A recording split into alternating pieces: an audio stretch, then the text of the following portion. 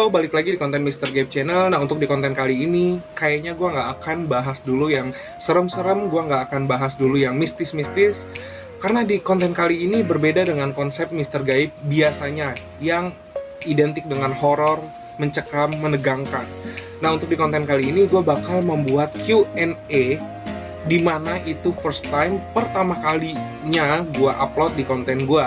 Dan Q&A-nya ini sangat-sangat berbeda, bukan berbeda ya, sangat-sangat spesial karena gue menghadirkan tamu yang spesial juga di hidup gue. Dan langsung aja kita ke videonya.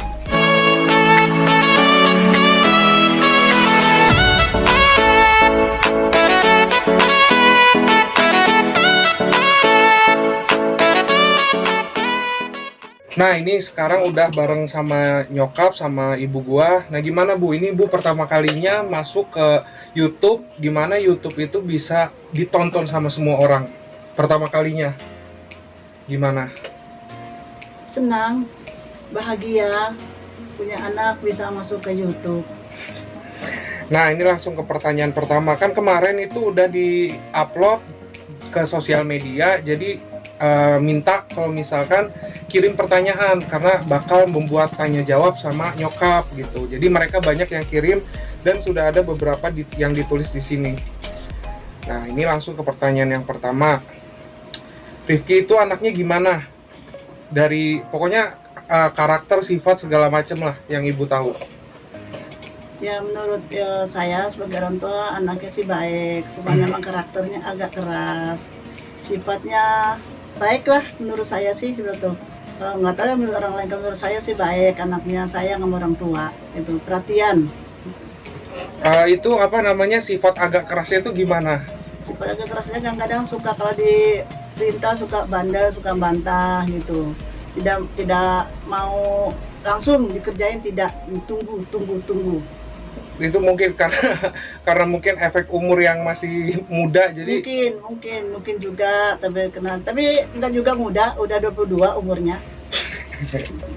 Itu pertanyaan yang pertama. Terus lanjut lagi, pertanyaan kedua, sifat apa yang nurun dari ibu ke Rifki? Yang persis, yang sama gitu, nurun. Yang nurun sama saya sifatnya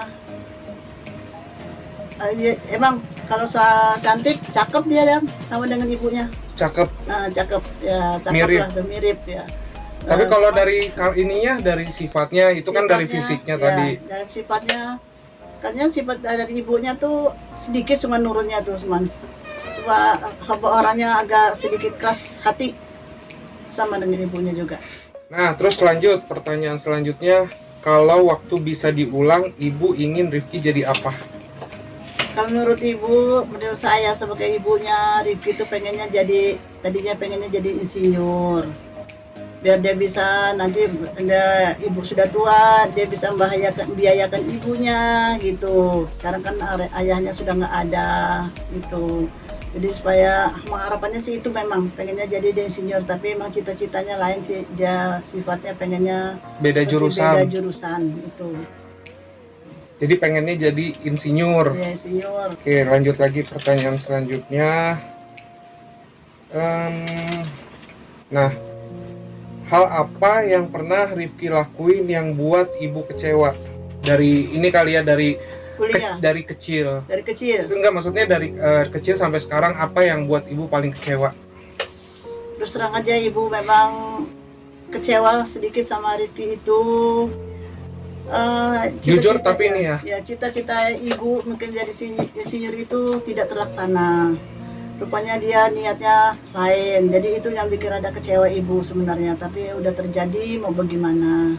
Ya kita terima aja, asalnya menjadi yang terbaik untuk dia. Itu aja. Nah, kita lanjut lagi. Pertanyaan selanjutnya, saat di rumah. Nah, kalau saat di rumah Rifki itu orangnya gimana pas di rumah gitu?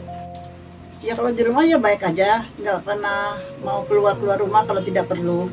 Jadi emangnya diamnya di kamar, di rumah, dan apa yang ibunya inginkan dia lakukan, itu aja. Nggak pernah main ke rumah, keluar tidak pernah. Itu sekarang mungkin ya, kalau dulu nggak tahu. Kalau dulu memang keluar mulu, memang. Kalau sekarang alhamdulillah tidak.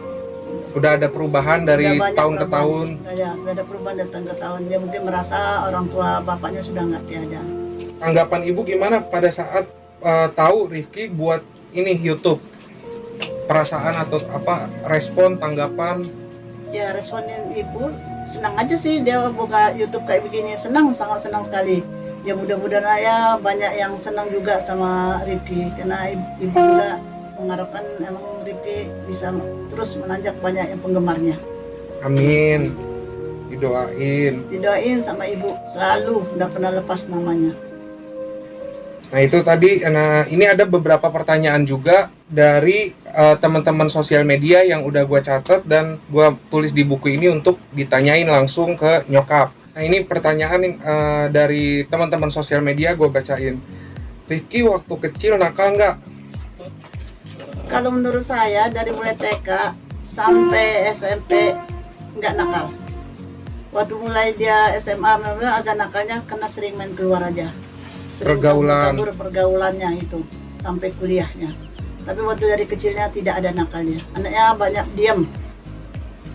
Nurut dari orang tua, dari bapaknya agak Nurun.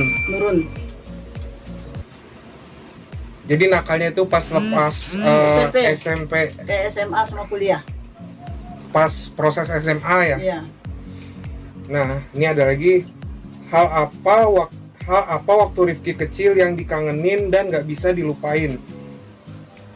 Hal itu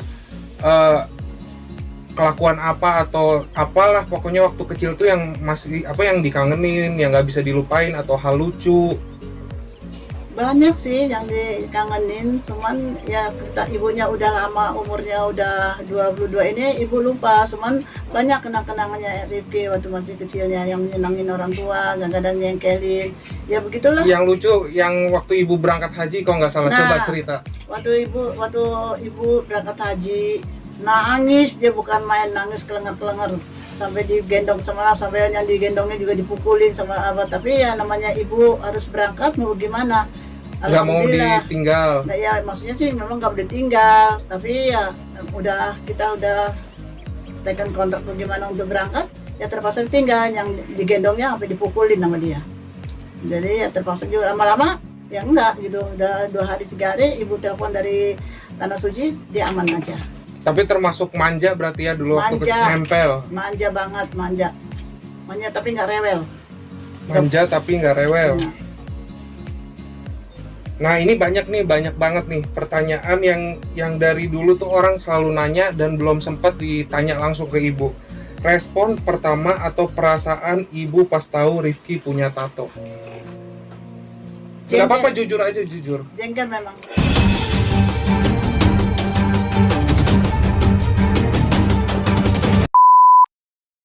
Ibu dan bapak almarhum sakit hati, kenapa kita bisa kecolongan Rifki punya tato. Itulah yang sampai saat ini agak sedikit tersendat. Ibu sebagai orang tua juga takut dia akan tidak diterima sholat ibadahnya, tapi mudah-mudahan Allah Maha Pengasih lagi saya mengerti.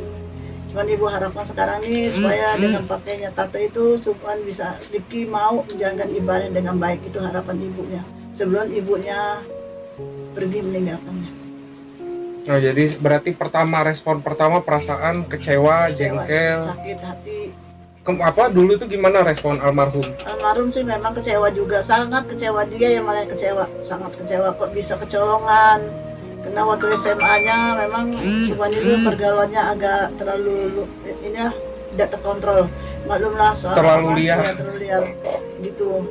Jadi sekarang ini udah terlanjur, kok gimana lagi, mudah-mudahan aja jalankannya yang terbaik, lebih baik lagi. Amin, bisa walaupun ditato juga bisa merubah kehidupan terus lebih ke arah positif. Amin. Bisa ngebanggain ibu selama ini yang mungkin udah banyak kecewa dan bisa ngebahagiain lah intinya. Insya Allah, mudah-mudahan. Nah terakhir pesan untuk Rifki saat ini dan untuk masa depan. Ya ibu sebagai orang tua yang sudah lanjut, udah 65 lah umurnya, minta tolong ke Rifki, mulailah saat ini menjalankan ibadah sholat terutamanya 5 waktu, dan insya Allah nanti kalau ditinggal ibu pun ibu tidak nyesal di alam baka. Itu aja pesan ibu, dan menjaga ibu dengan baik. Nah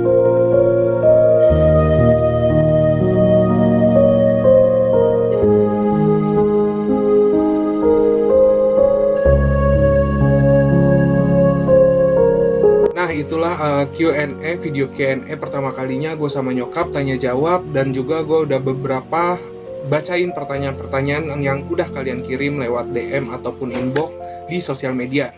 Nah, sampai sini dulu konten kali ini. Jangan lupa untuk subscribe, like, komen, dan juga share. Sampai ketemu lagi di konten Mr. Gaib berikutnya.